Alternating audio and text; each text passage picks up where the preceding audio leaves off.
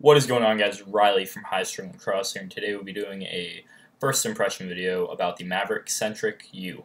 So this will also encompass the high school spec version since, I mean, it's pretty much the same head, but just a slightly different throat.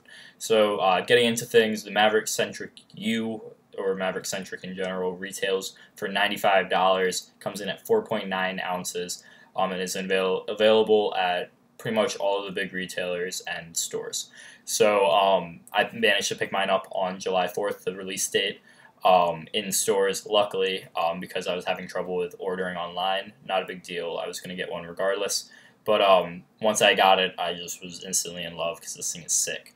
So like I said, it comes in at 4.9 ounces with a retail of $95, which is pretty much comparable to any head on the market that's on the higher tier.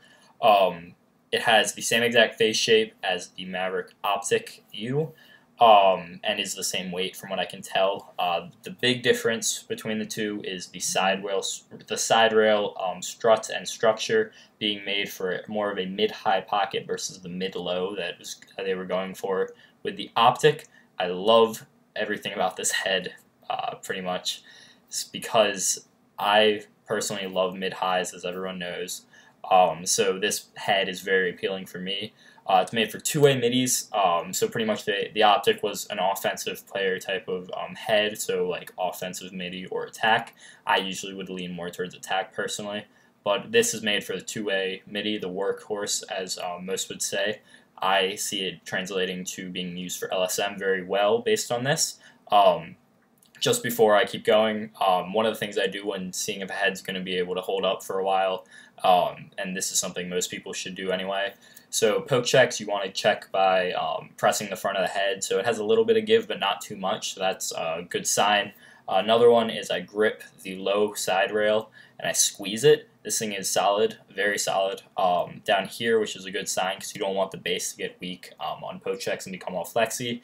And then the upper is something I check as well. The upper on this is actually decently flexible. I don't know if you guys can see that, but you get some flex on it, which isn't a bad thing. For example, the Surgeon 10500, which is a head that I used for a while, does that as well. It's not a huge issue, but I look forward to stringing this up and seeing if I will be using it as my next head. It's very appealing. So getting into a few of the details on the head, the top string holes are pretty much the same as the Optic. These inner two are they're slightly different than on the Optic, which isn't a big deal. I don't see it being a big deal at all. So they're turned just a little bit more. They just look a little bit different. It's not a huge difference. It might just be the remnants from the mold sitting there. They might be exactly the same, but that's what it looks like to me, which is a little weird, but not a big deal at all. I love the top string holes on both the Optic and this, although I haven't actually strung this. So getting to the sidewall, it has 17 sidewall holes on each side. The first two are slightly, I don't know, they look like a pill, sort of. Is that a good way to explain that? Originally, or not originally, on the Optic, the first three are like this, so I'm a little sad that they shortened it, but not a big deal. I do a single string anyway, so it's just going to translate well regardless. So I like this head a lot. It has the same face shape as the Optic.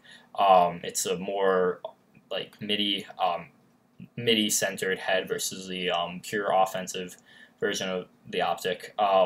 Also getting into, just because I don't know exactly where to go for this, bottom string holes look alright. It throws me off a little with these. If you look at the back, I hope that's not too bright. So if you look at the back rail, sort of, and the bottom string hole can get a little tangled up when you're putting, for example, a String King bottom string in, but you're able to work it regardless and get it in, so it works alright. But it gets caught sometimes, but that's not a huge issue. There's one screw for the throat versus like the tank that has two, although the Optic only has one, I believe, so it's not a huge issue. But I like just having it double secured just in case, but it's not a huge issue. So that's something that I noticed as well. The throat it's the same pretty much as the Optic, or it is exactly the same, but the front has cutouts around the jewel, which I like a lot. I think it looks really awesome.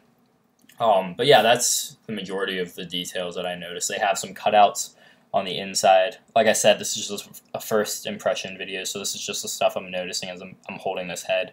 It has cutouts on the inside of the head. I don't know if you guys can see that because of the lighting. This is what I get for recording later, but it's a very nice head. Just immediately when I saw the released pictures of it, when they first started announcing it, the face shape and just everything about it really appealed to me. So anyone who plays two-way midfield or wants a very solid head that you can get a mid-high pocket in, definitely check out the Centrik U. I'm in love with it so far. I can't wait to string it. I'm leaning towards stringing it with Hero Mesh just because I want to try out Hero Mesh personally. I've strung it for quite a few people so far, and they are all loving it. And I really like the texture. And I've talked to a few of the other stringers, and they're really loving it as well. So once I get my order of Hero in, which I ordered on the 4th of July in the morning, once I get that in, I will be stringing this up. I will be doing a single string as I like to do on anything that I game. But I'm just really looking forward to doing this up because this is a very solid offering by Maverik. So I hope you guys enjoyed. I don't really have anything else to talk about the head. If you have any questions about the head, I'd be happy to answer them. But be sure to like, comment, and subscribe. Be sure to let me know what you want to see in the future. If you want me to talk about heads like this from time to time, I mean, I could possibly do a video where I just talk about my favorite heads, what I like about them, what I don't like about them, stuff like that. That could be another Riley Talks Lacrosse if you're interested. But yeah, that's pretty much it, guys. I hope you enjoyed. Do all that stuff that I said before because I don't want to be redundant. And be sure to just have a nice day. So thank you so much for watching.